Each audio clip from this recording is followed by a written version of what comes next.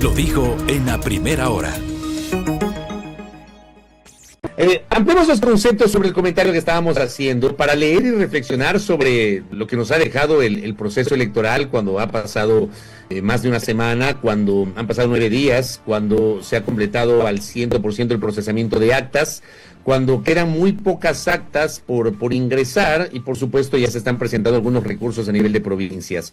El economista Nicanor Moscoso está con nosotros. Él en su momento se desempeñó como presidente del desaparecido Tribunal Supremo Electoral. Es un conocedor de los temas electorales. ¿Cómo le va, economista? Le saludamos mi compañera Andrea Orbe y quien le habla Fabricio Vela. Buenos días. Buenos días, economista. Muy buenos días, Fabricio y Andrea. Muchas gracias por acordarse de este servidor e invitarme a estas entrevistas que me gustan. En realidad me gusta participar porque después de haber estado en casi 130 elecciones en América Latina y desde hace 30 años o algo más de estar participando en el país en temas electorales, pues escuché su comentario sobre los partidos y sobre este desarrollo que ha tenido en el Ecuador y después no es terrible, pero es lo que merecemos dado al tipo de líderes que tenemos. Entonces estoy listo para los comentarios que ustedes sí, justamente Nicanor, yo quería empezar por ahí porque con la audiencia compartí un breve análisis de lo que nos dejaron los resultados electorales. Tenemos 12 candidatos presidenciales que no llegaron al 1%. Tenemos 3 candidatos presidenciales que se ubicaron en los últimos puestos con los porcentajes más bajos a nivel histórico. Vamos a tener una asamblea dominada por 2 grandes fuerzas políticas, que esto es inédito en la historia legislativa de nuestro país. ¿Usted cree que esta elección, yo lo sostengo así, pero me gustaría su criterio, debería marcar un punto de inflexión respecto de un sistema en el cual usted tiene 231 organizaciones políticas, tiene 17 nacionales, en un país de apenas 13.7 millones de electores? O sea, ¿qué nos deja esta elección en cuanto al sistema, economista Nicanor Moscoso? Bueno, mire, este es el resultado del comportamiento de nuestros políticos, de nuestros líderes políticos. El Ecuador básicamente es un país de caudillos. Si usted hace memoria, nosotros los últimos partidos que como partidos tuvimos de larga data fueron el Partido Conservador y el Partido Liberal, que terminaron como hace 50 años. Después de eso, lo que hemos tenido en el Ecuador como partidos que se han sostenido en el tiempo han sido Concentración de Fuerzas Populares, que vivió con don Assad Bucaram. Cuando fallece él, sobrevivió unos 10 años con Averroes y Ángel Duarte, que lo lideraron. Y luego apareció el PRE, y el PRE hasta que sacaron del país al expresidente Bucaram, pasaron unos 10 años que tuvo todavía algo de vida ese partido y desapareció. Álvaro Noboa, eso recogió algo de ese que se llamaba populismo, recogió algo de eso porque fue primero candidato por el PRE Álvaro Noboa y formó su partido, el PRIAN, que vivió también mientras él tuvo votos y tuvo actividad política. Por la derecha costeña, porque yo separo la derecha costeña con la derecha serrana, es mi forma de verlo, tenemos el Partido Social Cristiano, que ha durado en el tiempo 40 años, ha ganado elecciones en Guayas, en Guayaquil y en la costa principalmente. Y en la sierra tuvimos a la Izquierda Democrática y la Democracia Popular como los últimos partidos importantes que tuvimos en la sierra. Y fíjese usted, muere el ingeniero, o se retira el ingeniero Febres Cordero, le sobrevive Jaime Nebot, y ahora que ya Jaime Nebot se retira, lo que pasa con el Partido Social Cristiano, el doctor Borja se retira, lo que ha pasado con la Izquierda Democrática, se retiró el doctor Osvaldo Hurtado, lo que pasó con la Democracia Popular. ¿Y qué resulta? Que todos los que militaban en estos partidos comenzaron a querer ser líderes.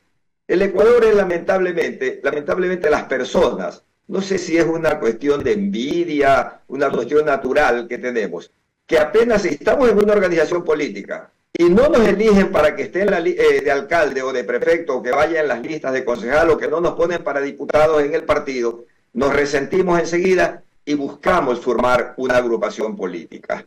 Y con esa agrupación política, como es fácil hacerlas en el Ecuador, ya tiene o provincial o cantonal o parroquial, o si hace un poquito más de esfuerzo, funda una nacional. Entonces es también el comportamiento que tenemos los ecuatorianos. Fíjese usted, aquí yo he escuchado algunos periodistas y analistas que hablan de la desaparición del Partido Social Cristiano. Pero hagamos un poquito de historia, pues ¿qué pasó con el Partido Social Cristiano? ¿Cuántas personas que fueron ocupados por el Partido Social Cristiano, que se salieron del partido porque ya después no pensaron ellos que iban a ser los líderes? Pero no eran los líderes, eran simplemente la persona que ponían y aprovechaban los votos de Febres Cordero y de Jaime Nebot. Y le hago una pequeña lista sin esto querer descalificar absolutamente a nadie, por favor. Ricardo Noboa encabezó una lista, creo, de asambleístas, una estrella, fugaz, desapareció al momento que sale del partido. Carlos Vera fue candidato, creo que un par de veces, como ya no fue el elegido, salió del partido. Pocho Jara fue primero en la lista que lo puso Febres Cordero, después quiso hacer partido, ha querido hacer diferentes cosas políticas, no ha logrado absolutamente nada. Cintia Viteri prácticamente abierta el partido. La última prefecta ya participó ahora para asambleísta por otro partido. Entonces, ¿cómo pueden sobrevivir los partidos en esta situación? Y por último, algo que hicieron los propios políticos, que yo creo que es la ocasión que parte con lo que estamos viviendo. Y mira, en lo que estamos viviendo, para no irme del tema, si Daniel Noboa se retira de la política, al otro día termina ADN, pero al otro día. Si él decide retirarse de la política, vuelve a sus negocios, que son muy grandes, son los más grandes del país y de gran parte de América Latina, y él decide dedicarse a eso, al otro día termina ADN. O sea, lo que usted nos está diciendo, economista Nicanor Moscoso, digamos en resumen, con esta muy interesante panorámica que nos ha presentado, es que las organizaciones políticas de este país terminan siendo caudillistas. Es caudillo, eso aparte de que es un caudillismo y todos nos creemos caudillos. Mira, usted pone el ejemplo de la señora Andrea González. Ella creo que ha participado, yo no la he seguido nunca, la conocí ahora cuando fue vicepresidenta de Villavicencio y la conocí porque lo mataron a Villavicencio, ¿sí? Porque si Villavicencio muerto, la lista de Villavicencio sacó más votos por muertos que por vivos. Ese es mi análisis. Pero ella haya sido antes candidata, creo, por el MPD, por otro partido más, después con Villavicencio, que me dice que la escogieron a última hora. Ahora ella capta un 2,5%, odiadores absolutos de Rafael Correa, pero que tampoco querían a Daniel Noboa. Y entonces ese 2% vota por ella y ya se cree una líder. Y ya como quedó en cuarto lugar, si estuviéramos en otros momentos en que habían 5 o 6 partidos que sacaban más del 7, 8, 10% en las últimas elecciones nada más, la que sacaba el 2,5% no la estarían tomando ni siquiera en cuenta. Pero fíjese usted, ya quiere poner partido, ya es una lideresa, ya cogió por ahí unas cuantas frases de Milei, cogió unas frases de Bukele por acá, y ya se pinta como una líder, y pues reunirá 150.000 firmas, y tendrá un partido político. Y fíjese usted, y para cerrarle esto, lo completan los propios partidos cuando llegan al gobierno. ¿Qué hizo el señor Lasso cuando fue presidente de la República? Y tuvo ya una mayoría ahí paupérrima que lo terminó llevando donde terminó. Lo que primero hicieron ese poco de que se habían salido y se habían declarado independientes y de unos partidos chiquitos, que vieron que con el método de Hong tenían que tener una votación un poquito más respetable para tener una curul, y cambiaron al método de Wester. ¿Para qué? Para si con el 2 o 3% podían tener una curul en la Asamblea Nacional. El señor expresidente Lucio Gutiérrez en la elección anterior disputó el último puesto con algo así como el 3%. Ahora como no alcanzó ni el 1%, ya no es asambleísta. Pero fíjese, ¿qué es lo que ocuparon? Que se cambia el método. ¿Quiénes fueron los partidos que votaron en contra de ese cambio en la Asamblea Nacional? El partido de Rafael Correa, que ahora es Revolución Ciudadana, y el Partido Social Cristiano, porque eran los únicos que tenían una hegemonía, que tenían una organización política que podía responder a lo que necesitamos en el Ecuador. Entonces los demás hicieron que ese cambio. Y fíjese usted, Dios ha dado ahora que en el Ecuador tengamos 2 fuerzas políticas, que yo creo que sigue siendo, esto se terminó siendo una segunda vuelta. Existe el correísmo, por un lado, que eso está patético. Yo siempre sostuve que él tenía alrededor del 35%, ahora ha llegado a más del 40%, el 43, casi 44%, al igual que tampoco se crea que existe el 44% de anticorreísmo. El anticorreísmo está en alrededor de un 18-20% en el Ecuador, que es el que se centra ahí. De ese 20% está afuera la señora González, que se llevó a los una partecita de este grupo, y en los otros que piensan en un cambio, que prefirieron la actitud del presidente Noboa, que les gustó lo que hace el presidente Noboa y que tuvieron la libertad y de elegir, y prácticamente fuimos a una tercera vuelta en lo que esto se transformó. Entonces, hay la posibilidad que hoy el Ecuador se organice en lo político. Sea cual sea los dos, el que gane, fíjese usted, cualquiera de los dos que gane, va a ser muy difícil que se le bajen a un ministro, porque le da la gana, porque a veces porque les da la gana se bajan a los ministros, cuando existe una fácil mayoría en la Asamblea Nacional. Pero ahora va a ser muy difícil que aún sea censurado un ministro. Peor que puedan llamar a juicio político a un presidente de la República, o sea, va a ser imposible. Entonces, eso sucede en varios países de América Latina. En República Dominicana usted tiene dos fuerzas políticas importantes de 100 años. En Honduras tiene dos fuerzas políticas de 100 años. Se creó una tercera, pero prácticamente desaparece la segunda, ¿no? Con el señor Zelaya, que hizo el partido saliéndose del Partido Liberal, pero llevándose el 80% del partido. No es que se va solito a hacer un partidito por allá. Entonces, en Uruguay existen dos fuerzas políticas de derecha y el Frente Amplio. O sea, existe esto. Pero lo que pasa es que nosotros nos volvimos a que no lo ponen en la lista, forma un partido. Vea, llegaron al colmo de que si alguien quería ser en ese tiempo se llamaba diputado asambleístas de un partido, y veía que no lo iban a poner primero o segundo en la lista, le decía al hermano, oye, anda formando un partido, para que si no me ponen me voy por ese partido. Y lo que hablaba usted también de las votos entre listas, esas son de las cosas fatales. Lo peor que se le puede hacer a un sistema de partidos políticos es los votos entre listas. Porque cuando usted pone a alguien en tercer lugar, y porque es más famoso o porque tiene mejores recursos, o la gente lo admira más, y gana la elección, en ese momento le dice al partido, mire, yo estoy es por mis votos, ustedes ni me querían, me mandaron tercero. Entonces ya ese es otro candidato a tener partido, por lo menos, o movimiento provincial. Entonces eso es algo que tampoco debería existir. Yo estoy de acuerdo con el voto en plancha. Economista, muy buenos días. Le saluda Andrea Orbe. Y hemos hablado entonces de algunos partidos políticos que ahora mismo, o movimientos políticos que ahora mismo han diluido su votación. Usted también nombraba, y yo aquí complemento también con el movimiento Creo, digamos, de Guillermo Lasso, que una vez que llega a la presidencia ahora no obtiene ni siquiera una curul en la Asamblea Nacional. Pero quiero preguntarle sobre lo que ocurre entonces con la Revolución Ciudadana antes de Alianza País. ¿Cree usted que es cuestión de tiempo también que pase algo similar, o ha hecho algo bien, digamos, para tener aún sobre todo ese 30 y pico % de voto duro, y bueno, lo otro que ha conseguido también para estas elecciones? Mire, la Revolución Ciudadana se conformó como partido político y se ha mantenido con estructuras políticas. Por eso usted ve que la Revolución Ciudadana saca votos en todo el país y tiene dirigentes en todo el país.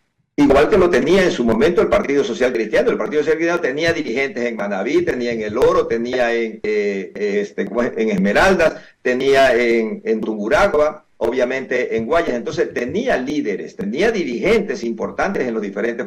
Entonces no se le puede quitar a la Revolución Ciudadana que no tenga líderes. O sea, el alcalde de Quito es un personaje político que aporta mucho a su estructura política. Lo mismo la prefecta del Guayas. Ahora el alcalde de Guayaquil, que dice que no es de la Revolución Ciudadana, pero terminará siendo siempre de la Revolución Ciudadana. Ya vemos que Reto no tuvo mayor cumplimiento del reto. Entonces, y así tiene en diferentes lugares, en Manabí, tiene líderes en todo el país. Entonces, ellos pueden sobrevivir a una no presencia de Rafael Correa, quizás una década, si es que no aparece otro. Lo que pasaba con el Partido Social Cristiano, si no hubiese existido Jaime Nebot, el Partido Social Cristiano terminaba con la retirada o el fallecimiento del ingeniero León Febres Cordero, pero lo sobrevivió otro dirigente de mucho tamaño político, Jaime Nebot, que aglutinó a todos esos dirigentes, pero que luego se fueron también diluyendo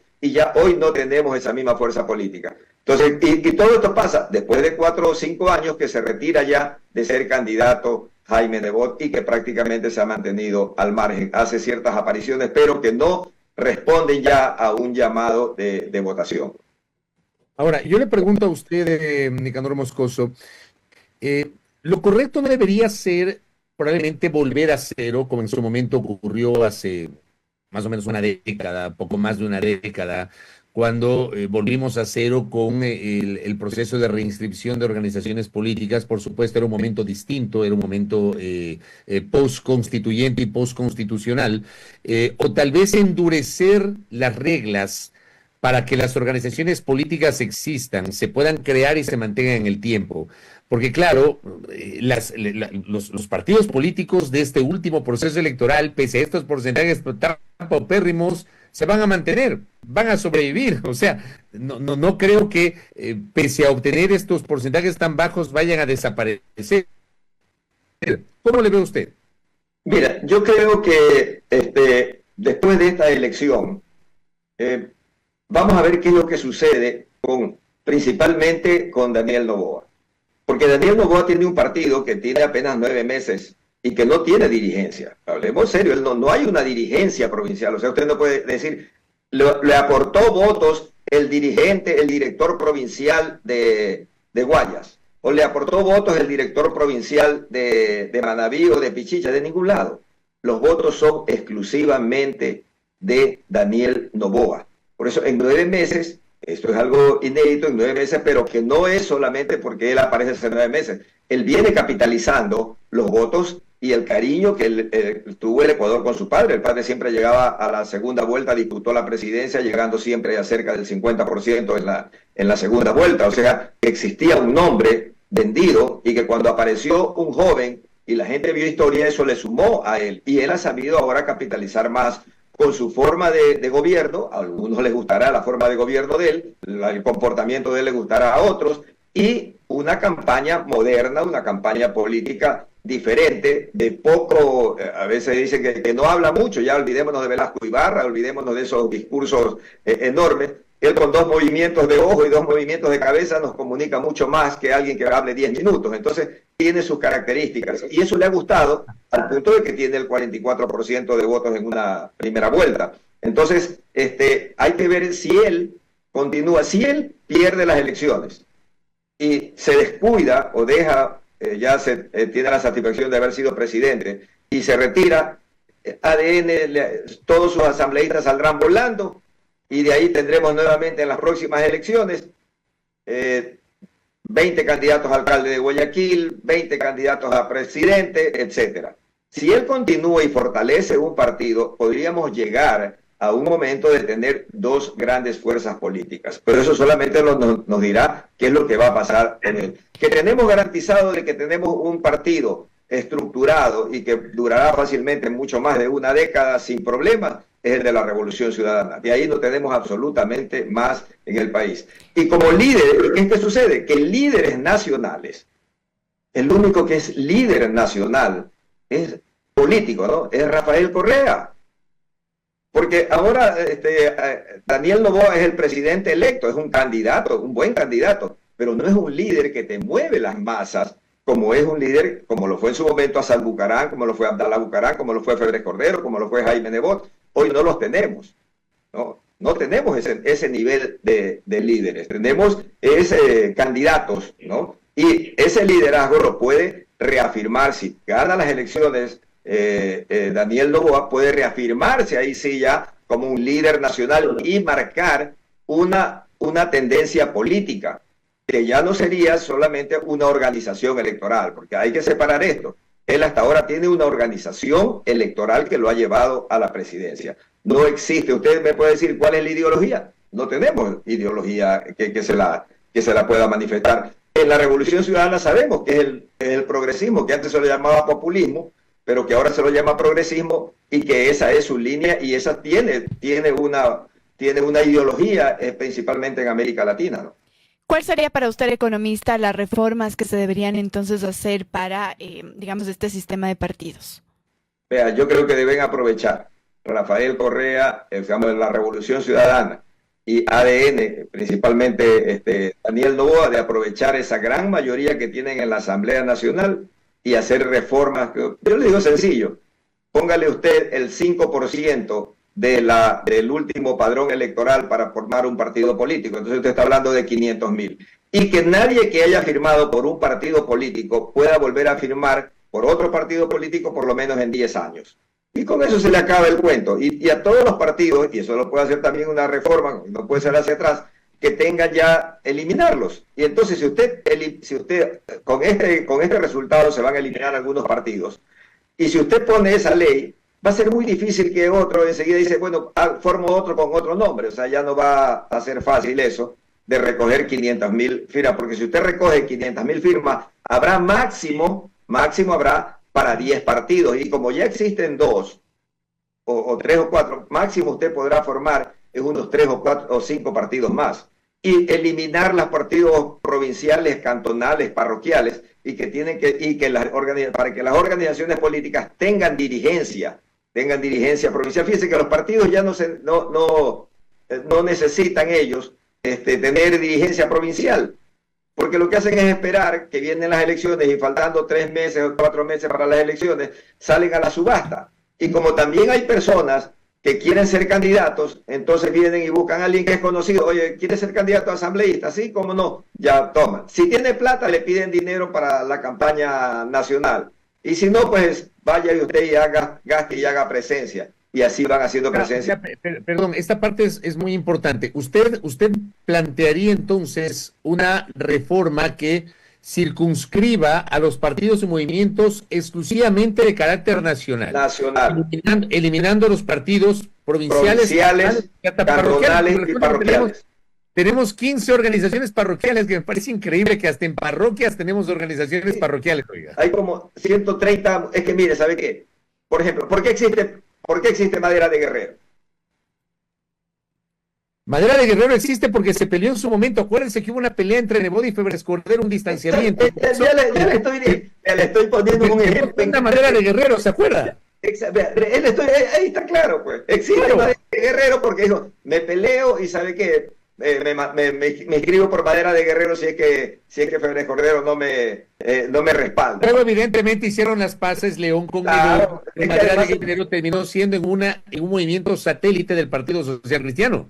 Así es, y se mantuvo siempre ahí por cualquier cosa, como se dice, ¿no? Y entonces lo tenían ahí a Madera de Guerrero. Y por último, así es como se presentaban incluso algunos candidatos y luego hacían pues simplemente alianza. Entonces, ese es el país. Entonces yo creo que deben aprovechar las dos ideas. Yo estoy contento con este resultado de tener el 44 y 44%. Y que tengan ellos el 80% de la Asamblea Nacional. Porque yo sí creo que Rafael Correa y Daniel Noboa, digamos Luisa González y Daniel Noboa, al momento que cualquiera de los dos les toque presidir el país, se van a necesitar. Y el país los necesita unidos. No es que se tengan que unir a hacer un partido, porque eso no. Se necesita que se unan para trabajar por el Ecuador. ¿Pero usted cree que eso es posible? No termina... ¿Sabe por qué es imposible? No es que se tengan que unir, tengan que llegar a acuerdos, puntuales. O sea, si la Asamblea Nacional me va a dar gobernabilidad y me va a dar apoyo en todo esto, yo ¿por qué no puedo conceder a la Asamblea Nacional también cosas que requiera el partido que me apoya en la Asamblea Nacional? Y vea, ya estuvimos a punto de vivirlo en una ocasión y en una la vivimos a media. Cuando Lasso gana la presidencia junto con el Partido Social Cristiano, ¿qué es lo que hacen los dos líderes que en ese momento tenía el Ecuador? Jaime Nebot y Rafael Correa. Se ponen de acuerdo para manejar la Asamblea Nacional y le dicen a Lasso, ve, trae los votos de Creo, hagamos una mayoría con la Revolución Ciudadana, nos olvidamos de ese poco de partidos chiquitos y de independientes y que andan pidiendo, como usted lo decía, que andan pidiendo dádivas para apoyarte. Y gobiernas. Es lo que salieron un poco de colegas suyos, odiadores y todo eso, porque no son odiadores solamente de Rafael Correa, sino del país. No, con Correa no, porque van a liberar a Glass, porque no queremos que Glass esté libre, no, que lo metan preso a Glass, porque tiene que estar preso Glass. Y Glass ha salido, ha entrado, ahora está preso. Dígame, ¿algo ganó el Ecuador con eso? ¿Algo ha ganado el Ecuador porque Glass esté preso o esté libre? No, señor. Simplemente satisfacer el odio de un grupo de gente que le han hecho daño al Ecuador. Y Lazo que un día denunció que le habían dicho que con tal de destruir a Correa no importaba la economía, y él rechazaba eso, hizo exactamente lo mismo. Prefirió estar contento con unos cuantos periodistas y unos cuantos odiadores del país y abandonar esa posibilidad. ¿Por qué le fue bien a Daniel Noboa los primeros meses? Con sus leyes económicas, incluso con el inicio de la llamada guerra. Ya, porque tenía un armisticio con socialcristianos y Revolución Ciudadana hasta marzo del año pasado. Y cuando lo rompe él, el día que hizo caso a los odiadores y fue y se tomó la embajada, sacó a Glass, lo metió a la cárcel para demostrarle al Ecuador que él era bien macho y que él sí lo cogía y lo metía a Glass a la cárcel. Eso es todo. Y eso le ha servido para llegar a ese grupo de anticorreístas y posesionarse ya en un segmento de la política ecuatoriana. Así es la vida. Economista, por honor al tiempo también quisiera, no sé si Fabri quiere seguir en ese tema porque yo lo quiero cambiar un poquito. Sí, lo quiero cambiar y quiero escuchar su opinión respecto de lo que hemos vivido en esta primera vuelta electoral. Su opinión respecto de la posición que ha tenido el Consejo Nacional Electoral por el tema de la licencia que fue muy discutida, muy polémica del presidente de la República, Daniel Noboa, de no pedir licencia. ¿Cómo ha visto usted la reacción del Consejo Nacional Electoral sobre estas denuncias o digamos, estos cuestionamientos que llegaron de la ciudadanía respecto a ese tema? Mire, yo le decía al inicio de la entrevista que he estado más o menos en 130 elecciones como observador internacional en Latinoamérica.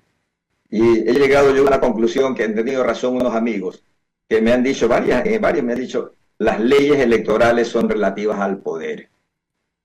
Y el poder del presidente Daniel Noboa estaba sobre el CNE, sobre el Tribunal Contencioso Electoral, eso es claro. Entonces él hizo uso de maniobras legales, de tomar la ley y decir no es así, yo tomo unos días licencia, etcétera, y así llegar hasta estar hoy en la segunda vuelta. ¿Y hoy quién le va a quitar a él, con el poder que tiene en la Asamblea, con el poder de presidente de la República, con posiblemente ser electo nuevamente presidente, ¿qué organismo electoral va a poder contra esa situación que ya es una situación política? Entonces, las leyes electorales muchas veces se mueven de acuerdo con la situación política del país. Sirven como una guía, pero usted, por ejemplo, puede un tribunal contencioso electoral decir, el señor violó las leyes electorales y es un delito grave que tiene que irse 2 años sin poder estar en cargos públicos. ¿Le van a hacer eso ahorita a Daniel Noboa? No, imposible.